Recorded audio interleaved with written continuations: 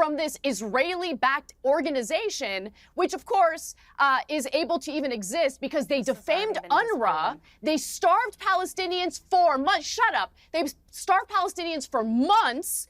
And then, as the Palestinians are desperate for food, they lure them in with this Gaza Humanitarian Foundation and shoot at them. Upward of 200 people since late May have been shot at and killed by Israeli soldiers. Do not forget that. That's the heart of this story. And let's not forget about the 232 journalists in Gaza that have been slaughtered by the IDF. The Gaza Humanitarian Foundation even confirmed it was You people Hamas. disgust me. They confirmed it was There's no Hamas. humanity And the with only people thing like you, disgusting Emily. here No is the person humanity. who is intentionally None. lying and None. blaming the Shut up. IDF. I can't when even the handle your IDF is the voice. one who is assuring that there's humanitarian aid. I'm an Armenian. There are I know 11 genocide when I million see meals it. that have been You distributed are a already. defender 11 of genocide. You by are a the genocider Gaza and a defender of Humanitarian genocide. Foundation. You're disgusting.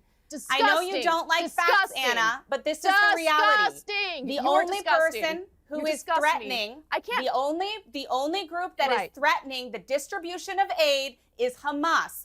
That is who has been shooting at innocent Palestinians. No military Palestinians themselves the Israeli force. The Hang on. most offensive part about this entire conversation is how people insult our intelligence as if we're morons and we don't see clearly what is happening on the ground right now. We see it clearly. The international community sees it clearly. The only reason why our politicians here in the United States back Israel, regardless of what it does, whether we're dealing with Democrats or Republicans, is because they're all bought. But the international community sees what's going on for what it is. And it is a genocide. There's an attempted ethnic cleansing. And I'm sorry, but Egypt's not interested in aiding and abetting the ethnic cleansing of Palestinians from Gaza on behalf of the Israeli government. Not interested. No, actually, Egypt is not interested in welcoming the Palestinian people, which is why they bombed Rafah 20 years ago. But the mainstream media never spoke about it because it really didn't ruin the narrative. And the second point I want to say is if that argument, Anna, that you are using was used in the 1930s and 40s, that Jews should not be safely evacuated to the United States. Right, I know.